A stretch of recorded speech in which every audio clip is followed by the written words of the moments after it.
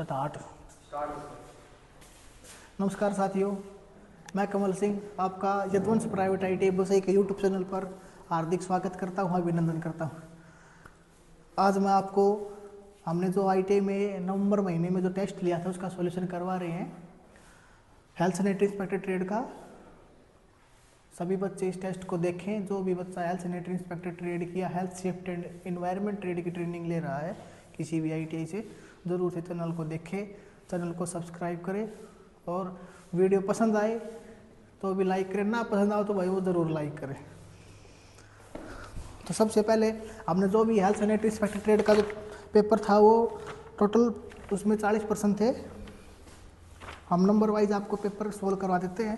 भाई ये कागज़ लेने की ज़रूरत पड़ रही है हमें, क्योंकि हमारे पास फिलहाल डिजिटल बोर्ड की सुविधा नहीं है। जो आपका जो बिल्कुल हूबहू पेपर है मैं आपको एक 1% वर्बली बोल लूँगा और उसके ऑप्शन भी बता देता हूँ आपको।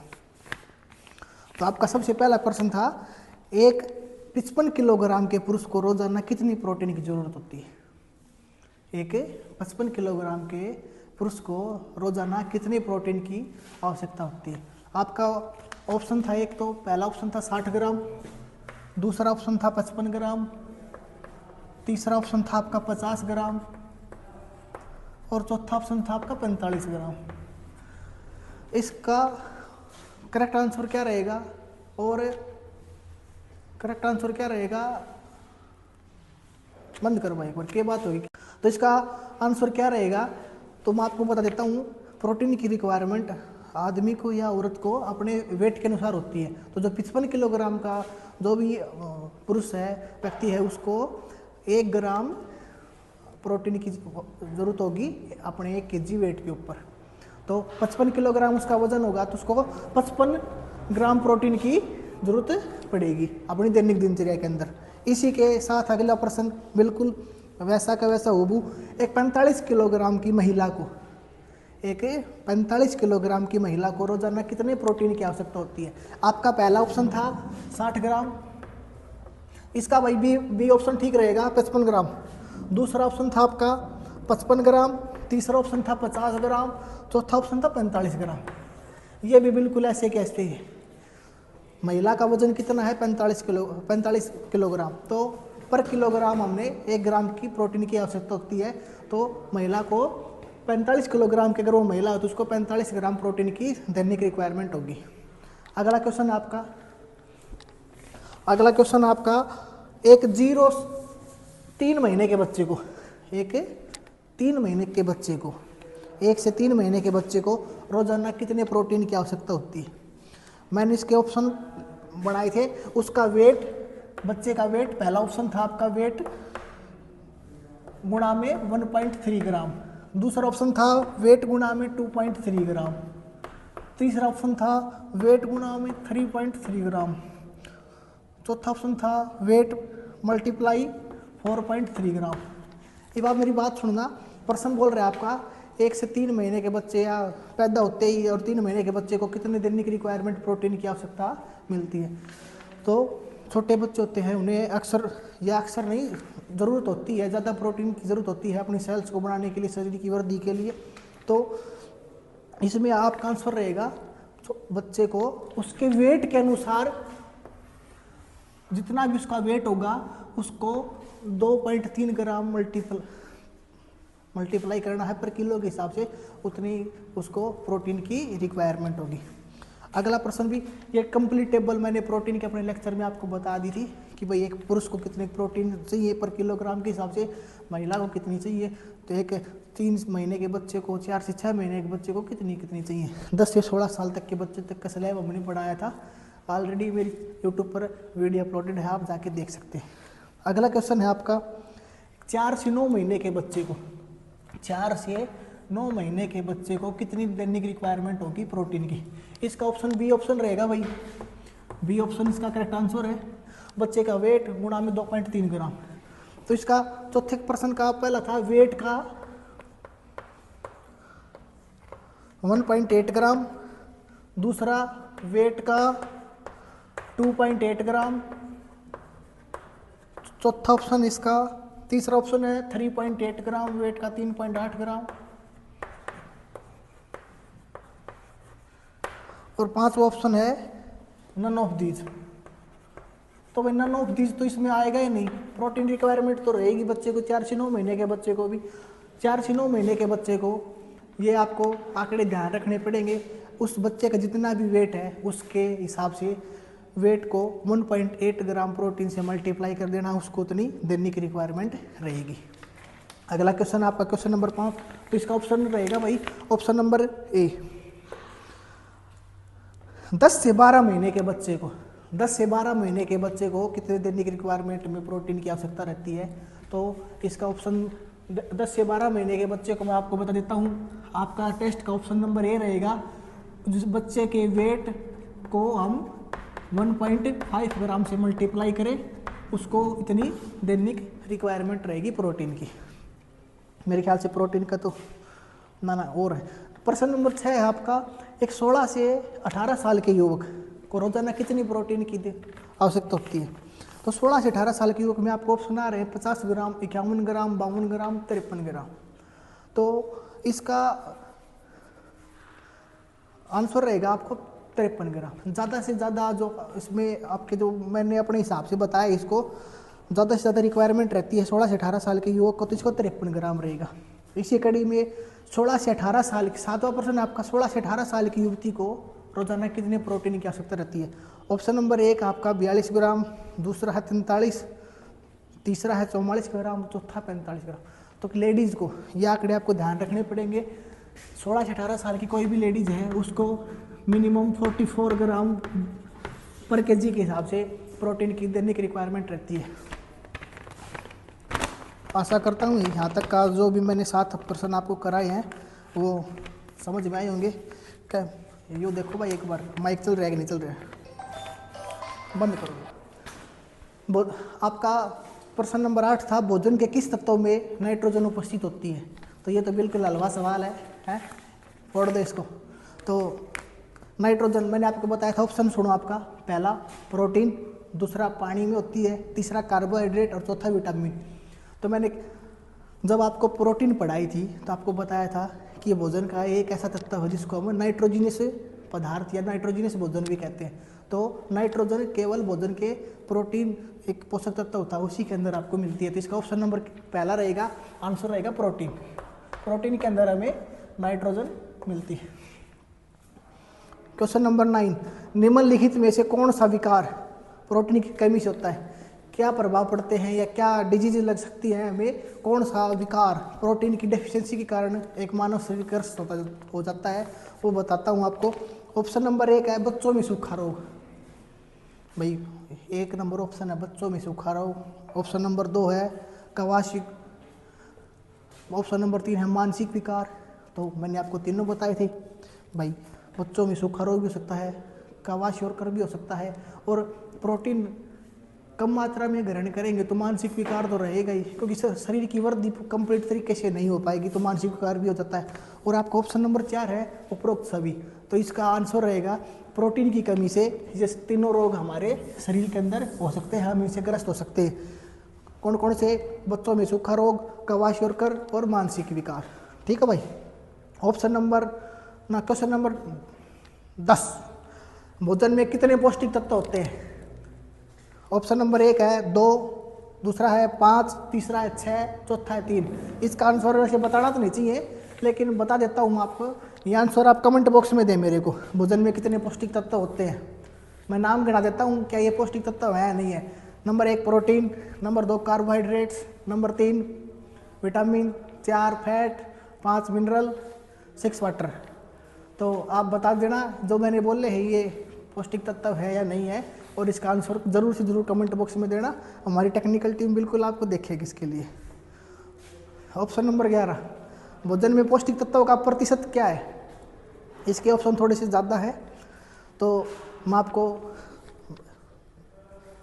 1 मिनट लिख ही देता हूँ बोर्ड पे। ऑप्शन नंबर 1 में है 63% वाटर, 17% प्रोटीन, 12% फैट,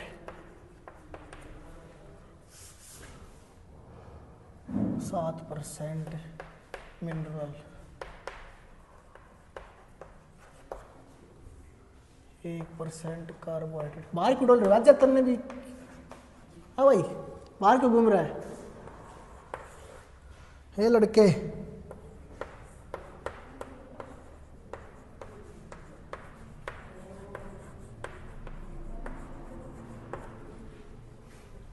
अरे कदे मैं ऑप्शन लिखने का चक्कर है मैं यो कंप्लीट ही ना हो जा।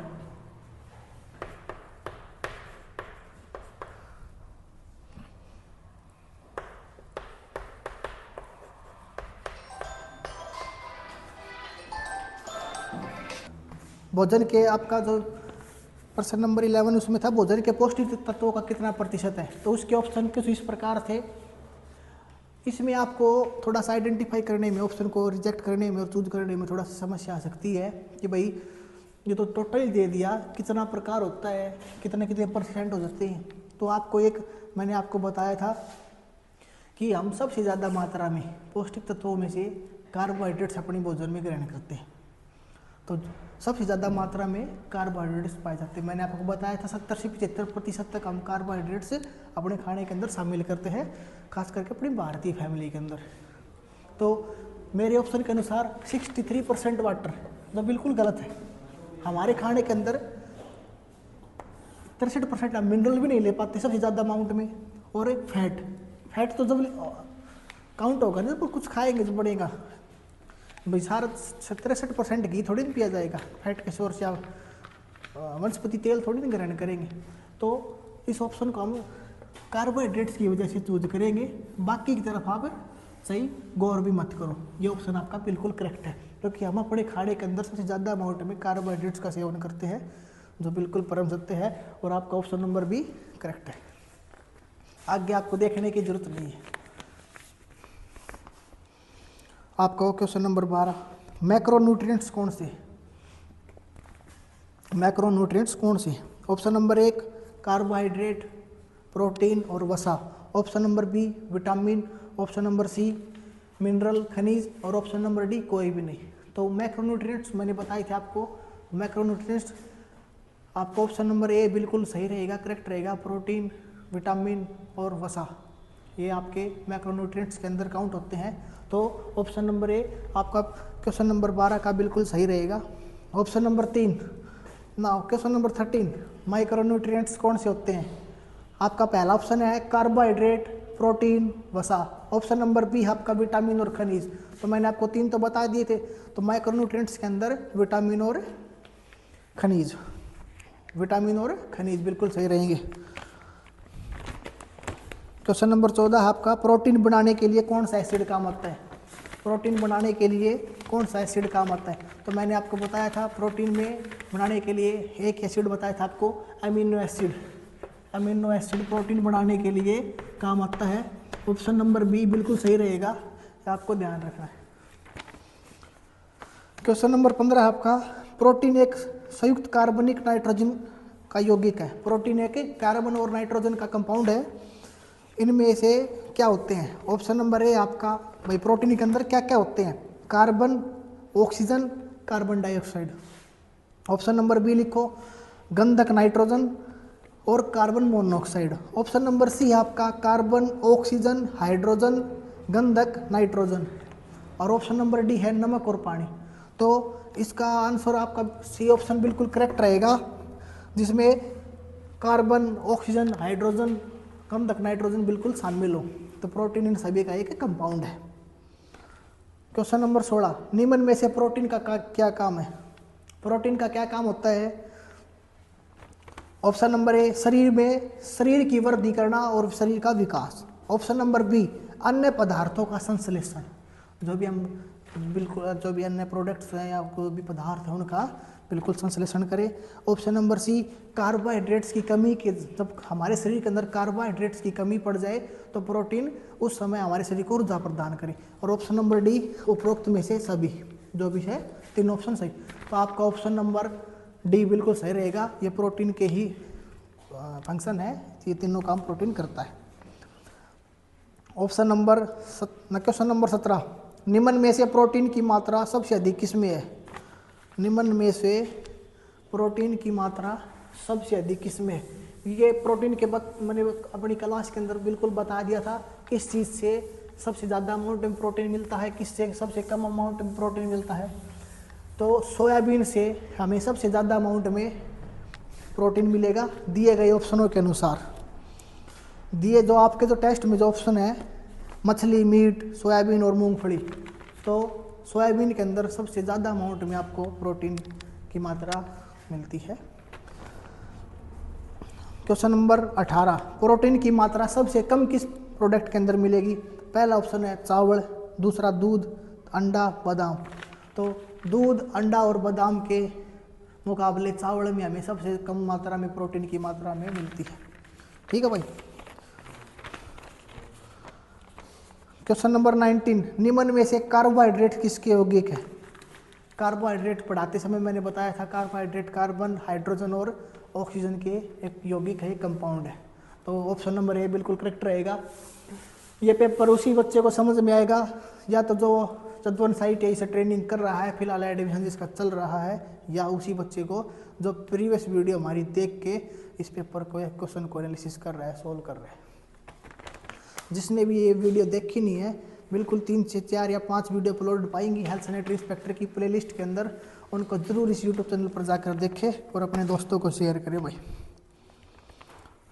क्वेश्चन नंबर 20, कार्बोहाइड्रेट्स में हाइड्रोजन और ऑक्सीजन का क्या अनुपात होता है? मैंने आपको बता दिया था कार्बोहाइड्रेट्स के अंदर हाइड्रोजन और ऑक्सीजन का रेशियो 2:1 होता है। 2:1 का अनुपात 2:1 का अनुपात होता है। ऑप्शन नंबर सी बिल्कुल ठीक रहेगा। क्वेश्चन नंबर 21 में आप था कार्बोहाइड्रेट से हमें कितने % तक ऊर्जा प्राप्त होती है? कार्बोहाइड्रेट से हमें कितने % तक ऊर्जा प्राप्त होती है हमारे शरीर के अंदर? तो ऑप्शन था इसके अंदर 70, 75, 70, 75 और 90 और 100। मैंने जब मेरी क्लास कंप्लीट कराई उसके अंदर मैंने आपको बताया था कि कार्बोहाइड्रेट आपसे हमें 70 से 75% तक ऊर्जा प्राप्त होती है। लेकिन अब हम इसको ऑप्शन के अंदर करेंगे तो 70 भी आ रहा है, 75 भी आ रहा है, तो हम 75 को कंसिडर करेंगे। आपका ऑप्शन नंबर बी बिल्कुल ठीक रहेगा, करेक्ट रहेगा। क्वेश्चन नंबर 22, निम्न में से सबसे अधिक कार्बोहाइड्रेट किससे मिलते हैं? कार्बोहाइड्रेट्स के सबसे बढ़िया स्रोत कौन से हैं?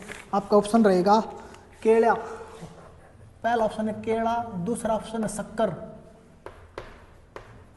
तीसरा ऑप्शन आपका भाई दाल, चौथा ऑप्शन है गेहूं। जितने भी बच्चे भाई पीछे खड़े हैं वीडियो बनाते समय बताओ इसका ऑप्शन क्या रहेगा? ऑप्शन नंबर ए, बी, सी या डी, बताओ। शक्कर से हमें सबसे ज़्यादा अमाउंट में कार्बोहाइड्रेट्स प्राप्त होती हैं। ऑप्शन नंबर बी बिल्कुल ठीक रहेगा, करेक्ट रहेगा। यह आपका आंसर बिल्कुल सही है। इसी के विपरीत क्वेश्चन नंबर 23 में आपको सबसे कम कार्बोहाइड्रेट्स की मात्रा में किस सोर्स से मिलती हैं? तो ऑप्शन है आपका लिखना भाई, पहला ऑप्शन है गेहूं, ये तो बिल्कुल ही नहीं आएगा भाई। दूसरा ऑप्शन है चावल, तीसरा ऑप्शन है दाल, चौथा ऑप्शन है केला। केला के अंदर सबसे कम मात्रा में कार्बोहाइड्रेट्स की प्राप्ति होती है, सबसे कम मात्रा में मिलते हैं। फिलहाल मैं इनका ये एनालिसिस तो बता नहीं पाऊंगा कितना % है, लेकिन 4 से 5 अधिकतर इस % तक आपको कार्बोहाइड्रेट्स मिलते हैं। तो इन ऑप्शंस के मुकाबले केला के अंदर सबसे कम मात्रा में हमें कार्बोहाइड्रेट्स की प्राप्ति होती है। कार्बोहाइड्रेट्स की भी कंप्लीट श्रेणी टेबल मैंने मेरी वीडियो के अंदर अपलोड की गई है कि किस वस्तु के अंदर, किस पदार्थ के अंदर कितनी मात्रा में कार्बोहाइड्रेट्स हमें प्राप्त होते हैं। क्वेश्चन नंबर 24, निम्न में से कौन सा कार्बोहाइड्रेट्स का यौगिक है? कार्बोहाइड्रेट्स के कौन कौन से कंपाउंड है? Option number 1 starch, option number 1 starch carbohydrates के यौगिक। ऑप्शन नंबर बी चीनी, option number C cellulose, option number D all of these. तो चीनी कार्बोहाइड्रेट्स का एक सबसे महत्वपूर्ण यौगिक है और स्टार्च और सेल्यूलोज भी। स्टार्च और सेल्यूलोज को मैंने बताया था। अब आपको डिफरेंस करना है कौन सा तो फोटोसिंथेसिस क्रिया से, प्रकाश संश्लेषण से मिलता है और कौन सा पेड़ों की रेशेदार या एक जड़ों में मिलता है और रेशेदार एक तो फल के रूप में प्राप्त होता है। मिलते हैं, तीनों हैं सभी मिलेंगे, ऑप्शन नंबर डी रहेगा इसका आंसर। आपको कौन सा स्टार्च की प्राप्ति कहाँ से होती है, सेलुलोज कहाँ से मिलता है, आपको हमें कमेंट बॉक्स में आंसर देना है। क्वेश्चन नंबर 25, निम्न में से कार्बोहाइड्रेट्स का क्या काम है। ऑप्शन नंबर ए रहेगा, बोलो, है शरीर को ऊर्जा और शक्ति प्रदान करना। कार्बोहाइड्रेट्स के क्या काम है, पहला ऑप्शन रहेगा शरीर को ऊर्जा और शक्ति प्रदान करना। ऑप्शन नंबर बी, वसा के ऑक्सीडेशन क्रिया के काम करना, वसा के ऑक्सीकरण में काम करना, फैट को ऑक्सीडाइज करने के काम आना। ऑप्शन नंबर 3 है शरीर के विकास के लिए प्रोटीन को बचत करना। भाई जब हमें ठीक मात्रा में कार्बोहाइड्रेट्स का सेवन कर रहे हैं तो प्रोटीन का काम क्या रहेगा, हमारे शरीर की वृद्धि और विकास का, उसमें कार्बोहाइड्रेट्स की इन्वॉल्वमेंट नहीं रहेगी। भाई जो कार्बोहाइड्रेट्स का काम अपना अलग रह जाएगा, प्रोटीन का अलग रह जाएगा। और ऑप्शन नंबर डी है उपरोक्त सभी। तो बिल्कुल ये तीनों ऑप्शन बिल्कुल सही हैं, शरीर के वृद्धि और विकास के लिए, शरीर की ऊर्जा प्रदान करने के लिए, वसा के ऑक्सीडेशन के लिए, और कार्बोहाइड्रेट्स का प्रोटीन को अपने जो भी उसका शरीर की वृद्धि विकास का काम है उसको करने देने के लिए, तीनों ही इसके महत्वपूर्ण फंक्शन रहेंगे। इसी के साथ हेल्थ सैनिटरी इंस्पेक्टर ट्रेड की ट्रेड थ्योरी कंप्लीट हो गई है। एक क्वेश्चन आपका वर्कशॉप कैलकुलेशन एंड साइंस से था, 2 प्रश्न है, 2 या 3, तो मैं आग्रह करूंगा राहुल सर से बिल्कुल जल्दी से जल्दी प्रश्नों को सोल्व कराया जाए। करा मैं भी सब। नमस्कार साथियों, मैं आपको WCS और ये ED के क्वेश्चन सॉल्व करवाने वाला। तो इसमें पहला क्वेश्चन है हमारे पास a माइनस बी का होल स्क्वायर।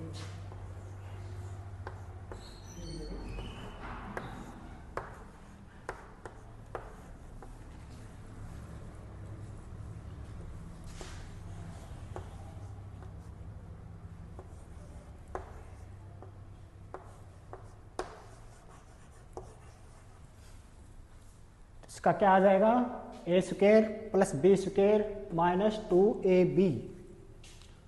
अगर यहाँ प्लस होता तो इसमें ये भी क्या आ जाता, प्लस। इससे अगला क्वेश्चन है हानि प्रतिशत ज्ञात करने का सूत्र क्या है। तो क्या आ जाएगा हानि प्रतिशत,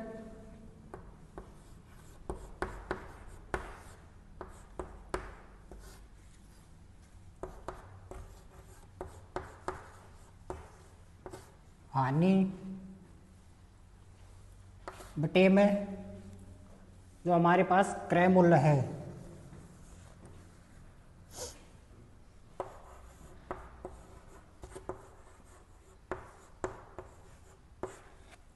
और इंटू में 100।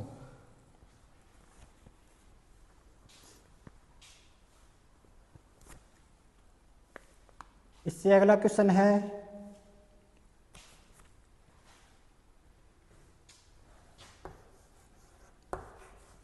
5x प्लस में 2y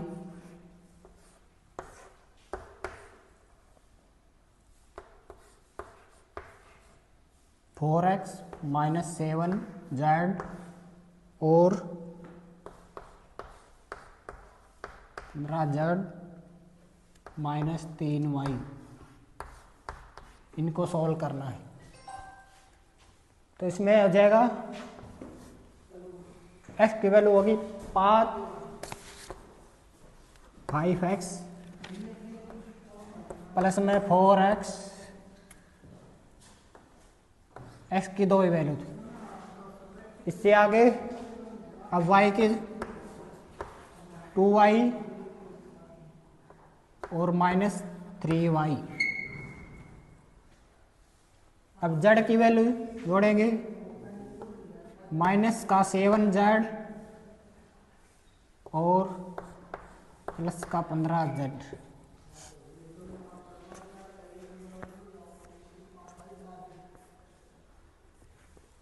तो 5x प्लस प्लस के हो जाएंगे 9x, 2y और माइनस 3y और माइनस 7z प्लस के 15z हो जाएंगे अपने पास प्लस के 8z।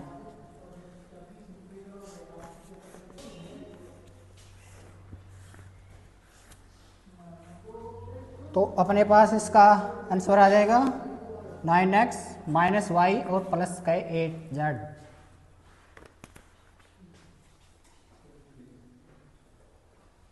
इससे अगला क्वेश्चन हमारे पास, इनमें से अधिक कौन कौन सा है।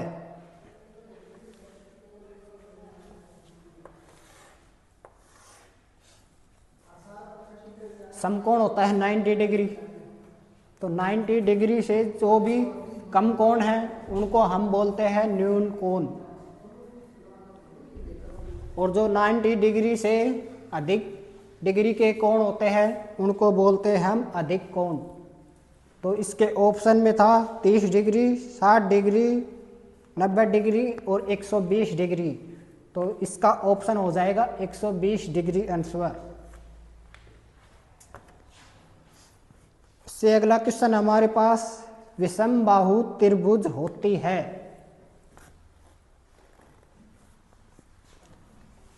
विषमबाहु त्रिभुज कौन सी होती है? जिसकी तीनों भुजाएं और कोण अलग अलग हो। समबाहु में तीनों भुजाएं समान होती है और समद्विबाहु बाहु में दो भुजाएं समान होती है और दो कोण समान होते हैं।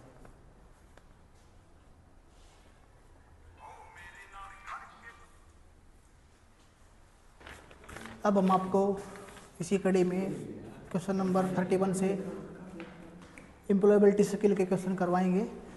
एम्प्लॉयबिलिटी स्किल के पार्ट में आपको सबसे पहला प्रश्न था रिज्यूम, जो आपका करिकुलम विटे होता है उसके अंदर क्या क्या शामिल होना चाहिए और क्या शामिल नहीं होना चाहिए। तो आपका ऑप्शन है, पहला ऑप्शन में था कि भाई आपकी हॉबी, आपकी क्या तो हॉबीज, आप क्या कार्य करते हैं, और भाई पसंदीदा भोजन, फेवरेट फूड, और व्यक्तिगत रुचि, आपकी क्या क्या व्यक्तिगत आपकी रुचि है। ऑप्शन नंबर बी था आपकी रिज्यूम के अंदर आपकी बचपन की यादें हो, आपके सपने हो, बेबी सोना हो। ऑप्शन नंबर 3 दैनिक दिनचर्या और पसंदीदा फिल्म और छुट्टी की योजनाएं, कि भाई हम दैनिक दिनचर्या हमारे रिज्यूम के अंदर हो, छुट्टी की योजनाएं बनाएं। और ऑप्शन नंबर डी में था आपके संपर्क जानकारी, आपके mobile number, email ID, education qualification, शिक्षा विवरण, कौशल और कार्य, ये हो।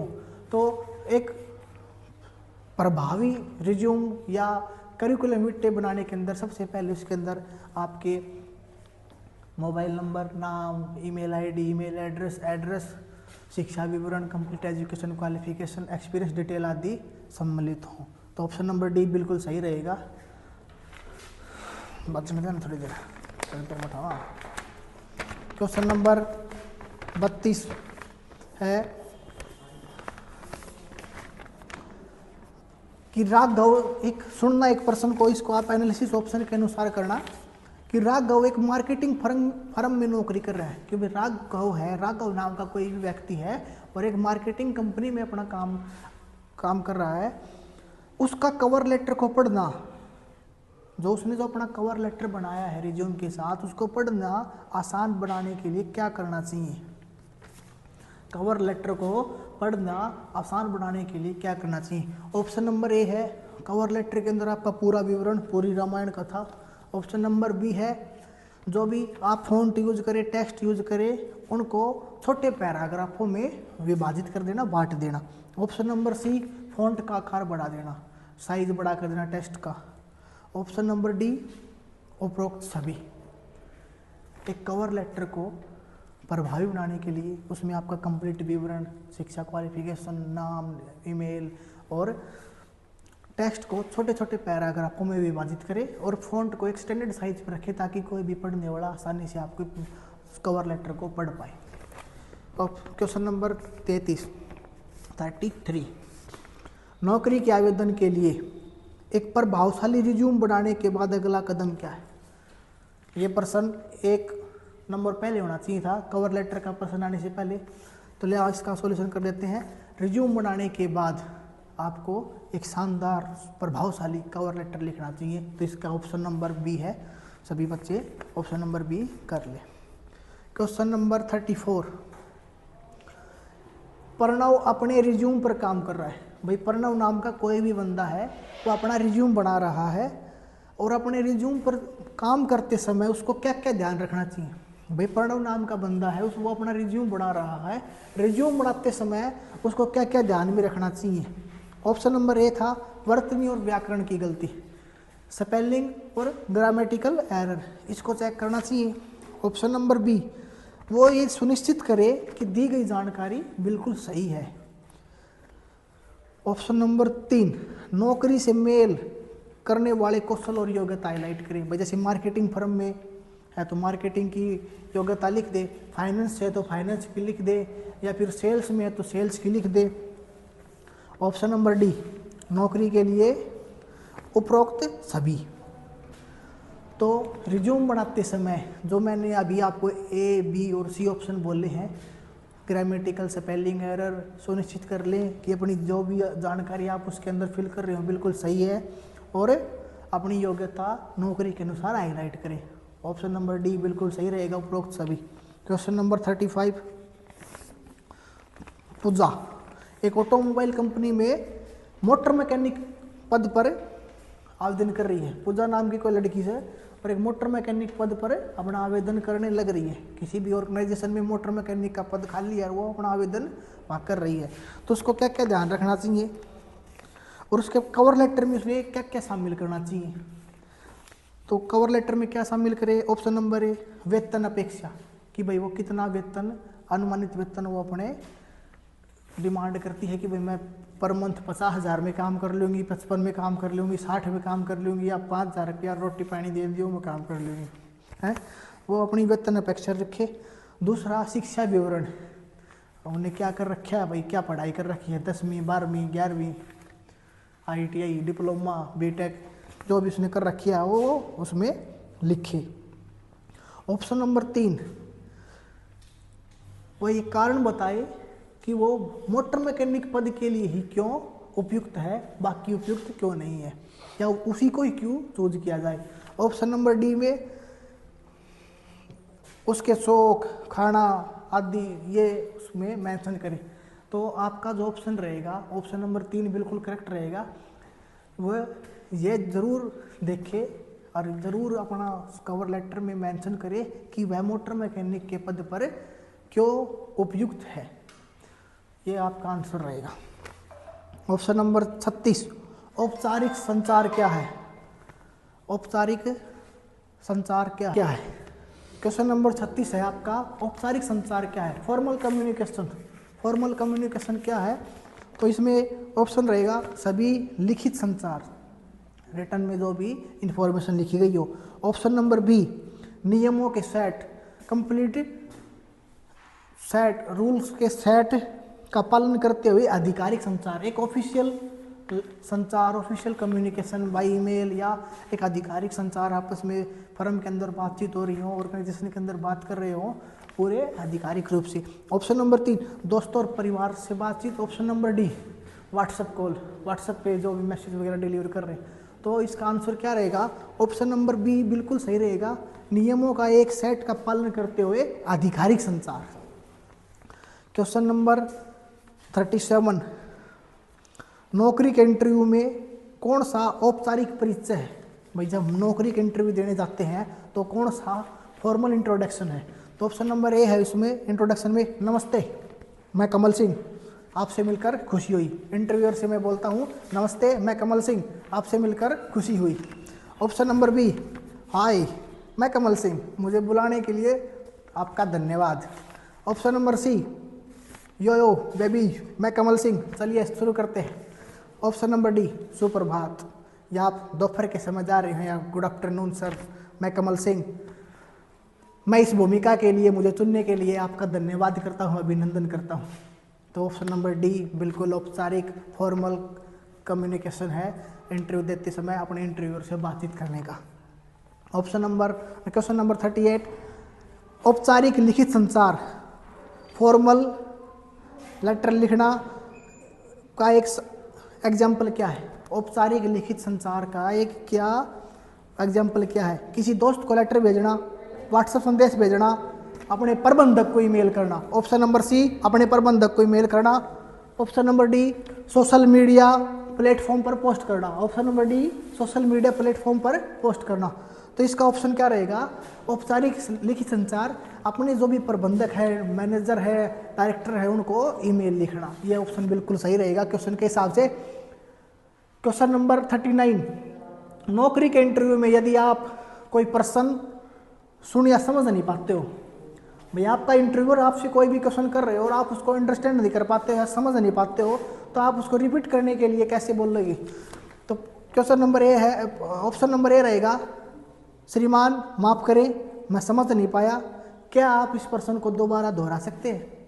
ऑप्शन नंबर बी, अरे सर क्या आप दोहरा सकते हैं, मेरा ध्यान नहीं था। ऑप्शन नंबर सी, मैं खो गया था सर, आप दोबारा दोहरा सकते हैं। ऑप्शन नंबर डी, स्पष्ट रूप से बोले, आपके जीभ कड़बड़ा रही है।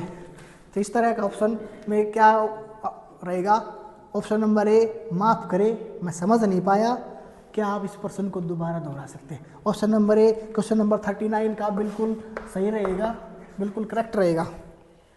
क्वेश्चन नंबर 14 लास्ट क्वेश्चन, नौकरी के इंटरव्यू के दौरान रमेश से उसकी शीर्ष 3 शक्तियों का वर्णन करने के लिए कहा जाता है। 3 उसकी विल पावर बताने के लिए उससे कहा जाता है, निम्नलिखित में से कौन सी प्रतिक्रिया बड़ी औपचारिक संचार को दर्शाती है। ऑप्शन नंबर ए, लिखाना, भाई मैं बहुत सी चीज़ों में बढ़िया हूँ।